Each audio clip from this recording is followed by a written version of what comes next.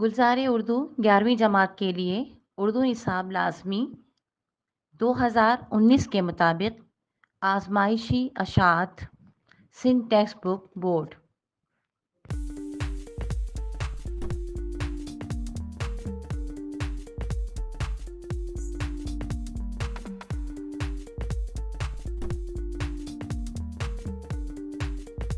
दास्तान तैयारी में बाग़ की। मीर हसन, पैदाइश 1727 दिल्ली, वफ़ात 1786 लखनऊ।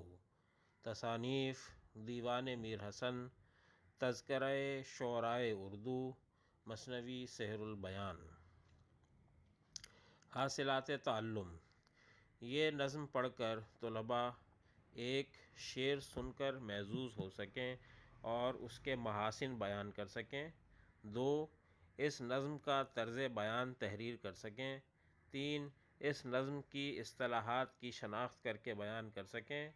4. हुस्न तालील की तारीफ़ कर सकें। दिया शह ने तरतीब एक खाना बाग़, हुआ रश्क से जिसके लाले को दाग।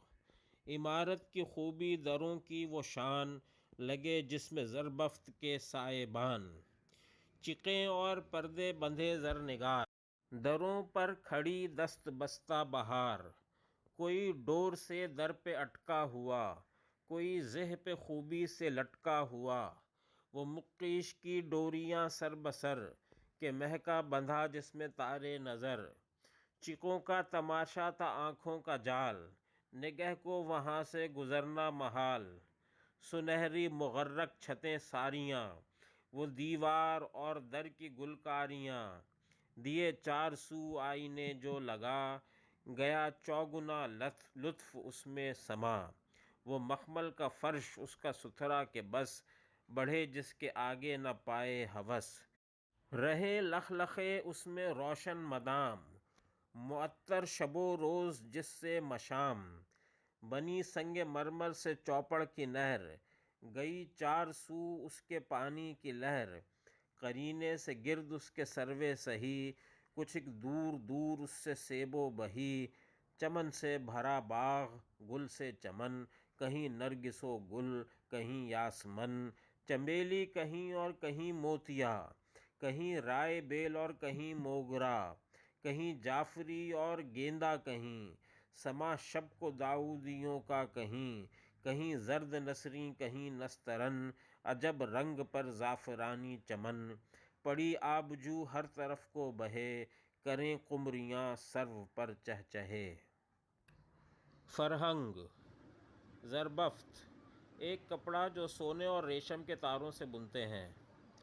शह, बादशाह, शाह। ज़रनिगार, वो चीज़ जिस पर सोने का या सुनहरा काम हो।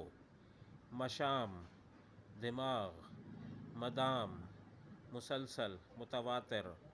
मुगर्रक, चमकीली। लखलखा, एक खुशबूदार मुरक्कब। मुक्तीश, चांदी और सोने का तार।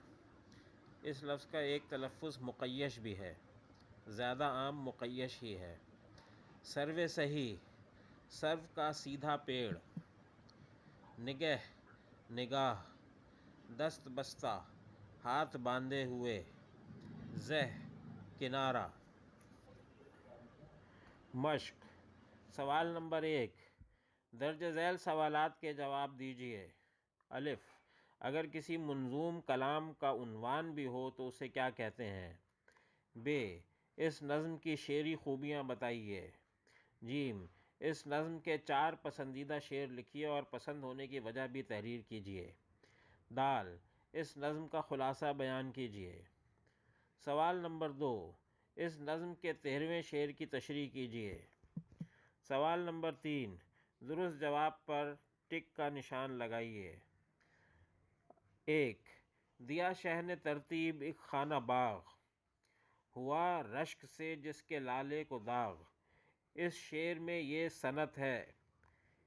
अलिफ, मुबालगा। बे, तकरार। जीम, तलमीह।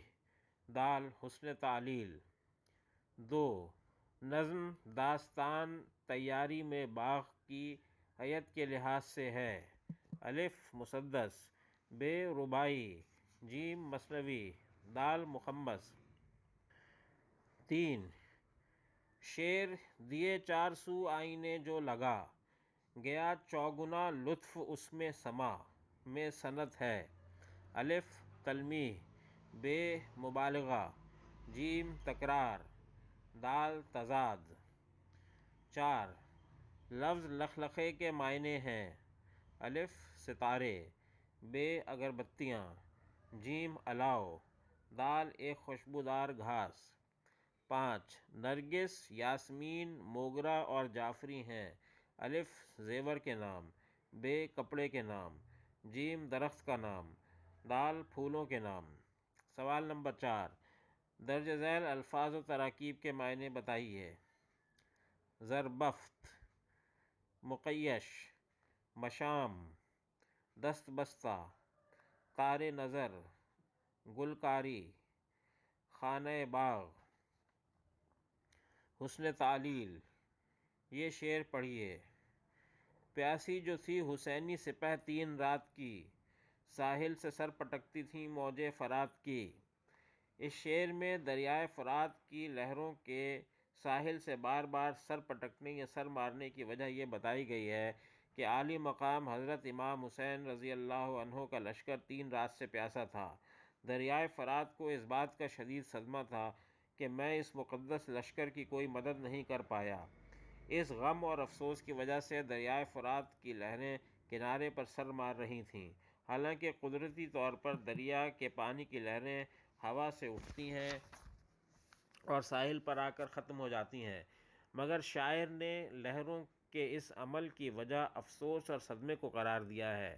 شعر میں کسی بات کی ایسی وجہ بیان کرنا جو اصلی نہ ہو مگر حسن بیان کے سبب حقیقی معلوم ہو، صنعت حسن تعلیل کہلاتا ہے۔ سوال نمبر 6 آپ اس نظم میں صنعت حسن تعلیل کا شعر تلاش کیجیے اور اس کی وضاحت کیجیے۔